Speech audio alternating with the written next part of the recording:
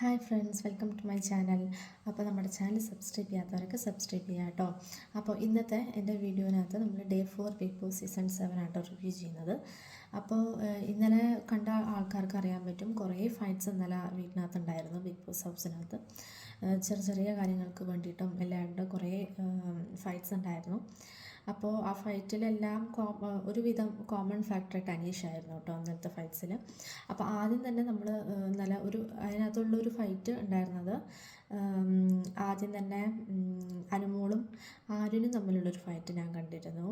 ആര്യൻ എന്തോ ഒരു കൈ കൊണ്ട് എന്തോ ഒരു ഇത് കാട്ടി എന്ന് പറഞ്ഞിട്ട്, അത് ഞാൻ കറക്റ്റ് കണ്ടില്ല, അതൊരു ബാഡ് മീനിങ് ആണെന്നാണ് പറയുന്നത്.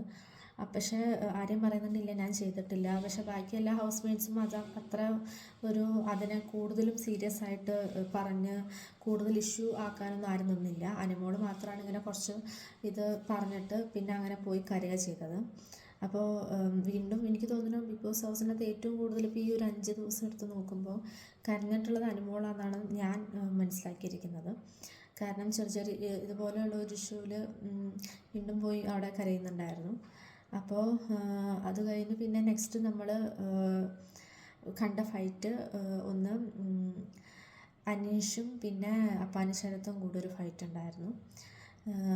ഇങ്ങനെ എന്താ പറയുക, ഞങ്ങളെല്ലാവരും അപ്പോൾ ആ ഫൈറ്റിനകത്ത് അപ്പാനിശരത്ത് അനീഷിനോട് പറയുന്നത്, ഞങ്ങളെല്ലാവരും ആർട്ടിസ്റ്റുകളാണ്, ഞങ്ങൾ ആരാന്നുള്ളത് നിങ്ങൾ പുറത്ത് പോയി അന്വേഷിക്കുക, അല്ലാണ്ട് നിങ്ങളെപ്പോലെ ഒരു അല്ല, ഞങ്ങളെപ്പോലെയല്ല നിങ്ങൾക്ക് ഇവിടെ നിൽക്കാനുള്ള യോഗ്യതയില്ല, അങ്ങനെ കുറേ കാര്യങ്ങളൊക്കെ പറയുന്നുണ്ട് അപ്പം അനുശരത്താൻ ആ ഒരു ഫൈറ്റിൻ്റെ ഇടയ്ക്ക്. ശരിക്കും പറഞ്ഞാൽ ഇതിനകത്ത് വന്നതിന് എല്ലാവരും കണ്ടസ്റ്റൻസ് ആണ്, അല്ലാണ്ട് ഞങ്ങളെല്ലാവരും ആർട്ടിസ്റ്റുകളാണ്, ഞങ്ങളെക്കുറിച്ച് പുറത്ത് പോയി അന്വേഷിക്കുക എന്നൊക്കെ പറയുന്നതിൻ്റെ ഒരു ആവശ്യം ഉണ്ടെന്ന് എനിക്ക് തോന്നുന്നില്ല. കാരണം അതിനകത്ത് ആർട്ടിസ്റ്റോ കോമൺ മാനോ അങ്ങനെ ഒന്നുമില്ല.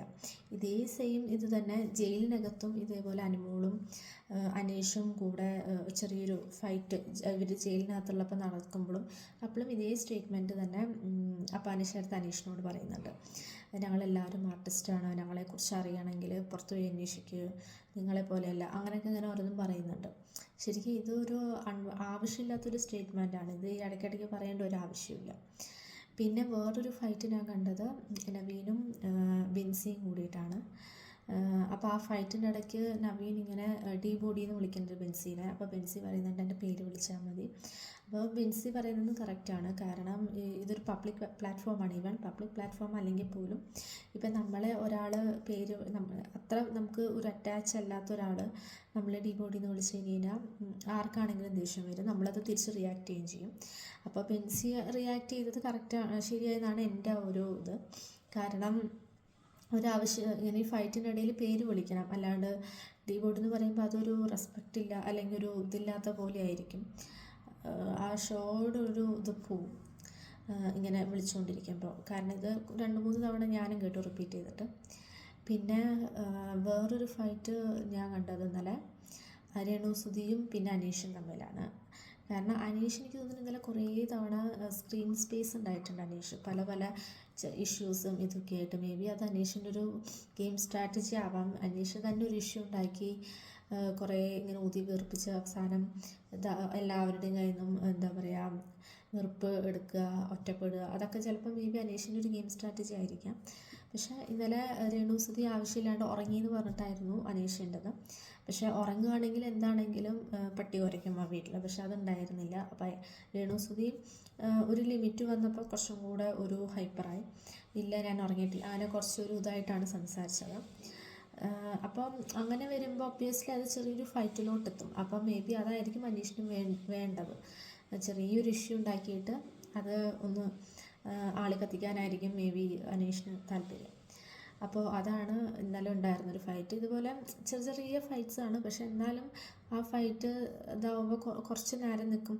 പക്ഷേ ഹൗസ് മേറ്റ്സ് എല്ലാവരും വന്നിട്ട് ആ ഫൈറ്റിനെ എന്താ പറയുക ഫൈറ്റ് നിർത്താൻ നോക്കി, അങ്ങനൊന്നും ഇല്ല. പക്ഷെ ഈ പറഞ്ഞ പോലെ കുറച്ച് നിന്നിട്ട് പിന്നെ തന്നെ അത് ഇതായി പോകുന്നതാണ് കാണുന്നത്, തന്നെ അത് സോൾവ് ആകുന്നതാണ് കാണുന്നത്. പിന്നെ ഇന്നലത്തെ മെയിൻ ജയിൽ നോമിനേഷനായിരുന്നു നമ്മൾ കണ്ടത്. ജയിൽ നോമിനേഷനിൽ ഒബ്വിയസ്ലി കാരണം ശരത്തും അനീഷും തമ്മിൽ അതിന് കുറച്ച് നേരം മുമ്പായിരിക്കും ആ ഒരു ഫൈറ്റ് ഉണ്ടായിട്ടുണ്ടാവുക.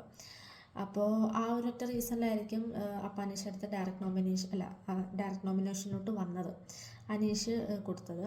പിന്നെ അനുമോളിൻ്റെ കാര്യം, അനുമോളിനെക്കാളും ആക്റ്റീവ് അല്ലാത്ത ആൾക്കാർ ആ വീട്ടിൽ വേറെയുണ്ട്. പക്ഷെ എന്നാലും ചിലപ്പോൾ ഇടയ്ക്കിടയ്ക്ക് കരയുന്നതും അങ്ങനെ എന്തെങ്കിലുമൊക്കെ റീസൺസിലായിരിക്കാം കുറേ വോട്ട് അനുമോൾക്ക് കിട്ടിയിട്ട് ഇവർ രണ്ടുപേരും കൂടെ ജയിലിൽ പോയത്. പിന്നെ എന്താ പറയുക, വേറെ ഒരു ഇത് നമുക്ക് നെക്സ്റ്റ് വീക്ക് ക്യാപ്റ്റൻസി ടാസ്ക്കാണ്. അതിനകത്ത് ഷാനവാസ് നമ്മൾ ജയിക്കണം കണ്ടു. അപ്പോൾ എനിക്ക് തോന്നുന്നു ഷാനവാസ് കുറച്ചും കൂടെ നന്നായിട്ട് അനീഷിനെക്കാളും നന്നായിട്ട് ക്യാപ്റ്റൻസി എടുക്കും എന്ന് എനിക്ക് പേഴ്സണലി ഫീൽ ചെയ്യുന്നുണ്ട്. പിന്നെ അടുത്ത ആഴ്ച കുറേ പുതിയ പുതിയ ഫൈറ്റ്സ് ഉണ്ടാവാൻ ചാൻസ് ഉള്ള പോലെ എനിക്ക് തോന്നുന്നുണ്ട്. കാരണം ഷാനവാസ് ആണെങ്കിലും കുറച്ച് അങ്ങനെയുള്ള ഒരു ആറ്റിറ്റ്യൂഡ് ഉള്ള ഒരാളാണ്. അപ്പോൾ കുറേ കാര്യത്തിൽ ഫൈറ്റ്സ് ഉണ്ടാവാം. അപ്പോൾ ഇത്രയാണ് നമ്മൾ ഇന്നലെ കണ്ടത്. അപ്പോൾ ഇന്ന് ലാലേട്ടൻ വന്നിട്ട് എന്തൊക്കെ പറയുമെന്ന് നമുക്ക് നോക്കാം. അപ്പോൾ ഇത്രയേ ഉള്ളൂ ഇന്നത്തെ എൻ്റെ റിവ്യൂ. അപ്പോൾ നാളെ ലാലേട്ടൻ്റെ സ്പെഷ്യൽ എപ്പിസോഡിൻ്റെ റിവ്യൂ നമുക്ക് കാണാം.